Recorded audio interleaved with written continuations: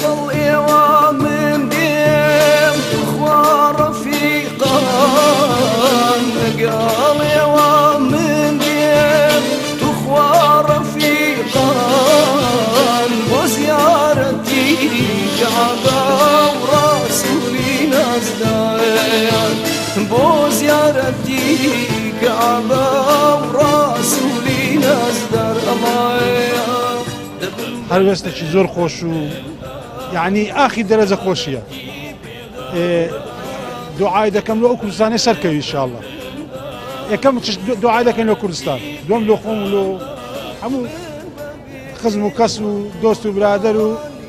لۆ هەموو کوردستان ئینشاءالله دوعای دەکەین لەخۆ لە 2006ەوە ئەوە جارە دەرچوو والله زۆر دڵخۆشم بەنسبە لەو حەزێکەوە خوا گەورە بە قسمەتی ئێمەی کردەوە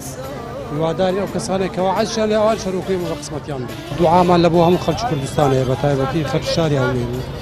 بۆ هەموو کوردستان بە تایبەت ئێستا ما لەگە عاجیان هاتین ئێستا عاجەکان بەڕێ دەکەین ئینشاءالله خوا لیان قبول دەکات ئەوەی نەچ ئومەتی محەممەدی ئینشاءالله خوا بە قسمەتی دەکات ئێستا من زۆر دڵم خۆشەکە و عاجیانە دەچێت ئینشاءالله هەموو کەسێکەوە پاک دەبتەوە طبعا ئەوە هەموو مرۆڤێک مسلمان بێت حەز دەکات ئەم سەفەرە جێبەجێ بکات کە فەریزەیەکە و ڕوکنێکە لە ڕوکنەکانی ئیسلام ئێمەش وەکو مسلمانانی هەموو دنیا مسلمانانی هەرێمی کوردستان ئێمڕۆ بەرەو مەکە و مەدینە دەڕۆین و لەوێش دوعای خێر دەکەین بۆ خەڵکی کوردستان و بەڕاستی ئێمە هەمومان ملەتێکین و کوردین و لە کوردستان دەژین هیوادارین هەموو تەبابین بۆ ئەوەی دەست لەناو دەست یەکتری بۆ ئەوەی ئەم ملەتە سەرکەوێت و ببێتە خاوەن دەوڵەتی خۆی لەخوای بەزیادی یەکەمین جارە تۆمار دەکەم ناویشم گەڕاوە لەخوای بەزیادبی الحەمدولله ئینشاءالله سەفەرێکی زۆر خۆش دەبی خوای گەورە ئێمەی داوات کردیا ئینشاءالله دوعای لەوە مسلمانان دەکەین بە تایبەتی مسلمانانی هەرێمی کوردستان الحەمدولله زۆر دڵم خۆشە لەبەرەوەی میوانی ئەو خوای گەورەینا میوان دەبینە میوانی پێغەمبەر صلی الله علیه وسلم ئینشاءالله دوعای دەکەم ئینشاءالله هەرێمی کوردستان چیدی لە هەندێک دیعاوشی وا دەکەێت بە مەسەلەی ڕێکخراون و وشتیوە قات و قوڕی نەبینینەوە ئینشاءالله کارەساتێکی گەورەیە بەسە ملەتیمە ساڵی نوەتەکان ئینشاءالله ئەوەی نابینینەوە ئینشاءالله هەمومان لە خۆی شادی داژین ئینشاءالله پیاوەکەمە تەنخۆشکەت نەهاتۆم زۆر بە تەنیا دەچمەوە هەندم کەیفاتیان لە خەنی خۆشیان پێ بەعاردی ناکەوێت لە هەندر خۆسمە بە 16 سار من ناوی خۆم ویستی نێ من گەڕاونێ پیام ئەستار بەتەنی ویستی گەڕاوە لە خوای بەزیان ئارێ لە ئیشاءالله ناجی عبن لە دنیا قیامەتان خوا مەولودی پێغەمبەری هەندر خۆشین ئینشاءالله هیچ نسکۆیەکن ناکەوتە پێش کارەساتەکن ناکەوتە پێش ئەو کوردستانە ناجی عەبی خۆشەبی دەبینە ستەر بەخۆ ئەو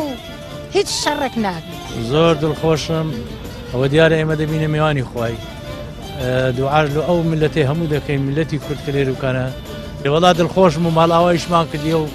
ئیزنیشمان لەوان وەگرتیە ئەو بەڕێکەتی ئینشاءالله دوعای تایبەت ئەوە دوعای بۆ هەموو ملەتی کورد دەکەم بۆ هەموو خەڵکی خۆمان هێستێکی خۆشم هەیە وەسف ناکرێت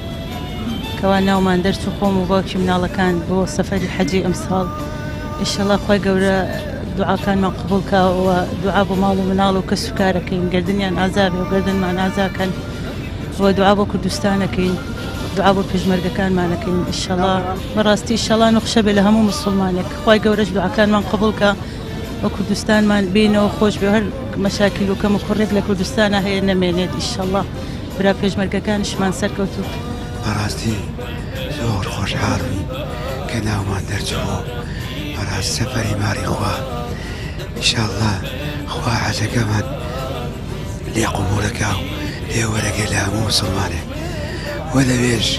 دوعاکەین بۆ هەموو مسلمان و بۆ کوردستان بۆ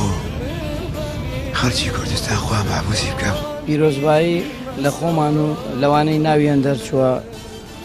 و لە خەڵکی کوردستان بە تایبەتی ئینشاءالله خوای گەورە بە قسمەت هەموو مسلمانێکی لەکاو سەفەرە پڕخێر و بەرەکەتە و ئینشاءالله خوای گەورە پێشمەرگەکانمان لە بەرەی کوردستان لە بەرەی جەنگەکان ئینشاءالله سەرکەوتوو پارێزراو دەکا شەهیدانیش بە بەهەشتی پان و بەرین شاد دەکات لەوێندرێ دوعای خێریان بۆ دەکەین ئینشاءالله و تەمان چەند ڕۆژێک پێش ئێستا دەستەی باڵای حەج و عومرەی کوردستان لەگەر دەستەی باڵای حەج و عومرەی عێراقی سەفەریان کردیە پێشی مەچووینە ئێستا لە مەکە و لە مەدینە تەواجودیان هەیە ئەمە کە لە بەڕێ دەکەوین بە پشتیوانی خوا بە 2 ساعتینی دەگەینە خزمەت پێغمبەر صلی الله علیه و سلم ڕاستەوخۆ لە شاری مەدینە پیرۆزدا دەبەزین لەوێن دەرێ دەستەی حەج و عومرەی عێراقی کوردستانی خۆمان پێشوازیمان لێ دەکەن هەتا بەڕێمان دەکەن بەرەو مەکەی تەبعەن ئەمە وەکو ڕێپیشاندەر بەگەریان دەکەوین چەندی سارە خوای گەورە بە قسمەتمان دەکا وەکو خزمەت بەگەریان دەکەوین ئینشاڵڵا لە هیچ ڕوکنەک و واجباتە و سنەتێکی ئەو عەزەی بەشیان ناکەین سەرەتا پیرۆزبایی خۆم ئاراستەی هەموو ئەو براو خوشکە بە ڕێزانێکەوە بۆ سەفەری حەجی ئەم ساڵ ناویان دەرچووە و ئینشاءالله خوای گەورە بە قسمەت ئەوانەش بەکا کە نەچووینە لای هەمومان معلومە کە حەج سەفەرێک و واجبێکی زۆر گەورەی و ڕوکنێکە لە ڕوکنەکانی ئیسلام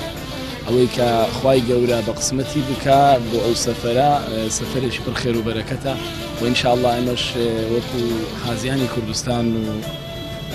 خۆبی خۆشم وەکو مامۆستای ئاینی وەکو مرشید کە سوپاس بۆ خوا ئەمساڵ لە خزمەت حازیەکان داینە بە ئومێدی ئەوەی کەوا بتوانین خزمەتیان بکەین و ڕێنمویان بکەین ئینشاءالله ئێمە وەکو مامۆستای ئاینی چ وەکو مرشید دەورەمان بۆ کراوە و ئامادە بووینە لە دەورەکان و ئەوەی کە خوێندومانە لە خزمەت مامۆستایەکان و لەو دەورێش کە بۆمان کراوە وەکو وەزارەتی ئەوقاف بۆ مامۆستایان و مرشیدانی ئاینی کردیەوە هەم وەکو حازیش لە ڕێگەی کۆبوونەوەی حازیان لە مزگەوتی سەواف ڕێنماییان کرایە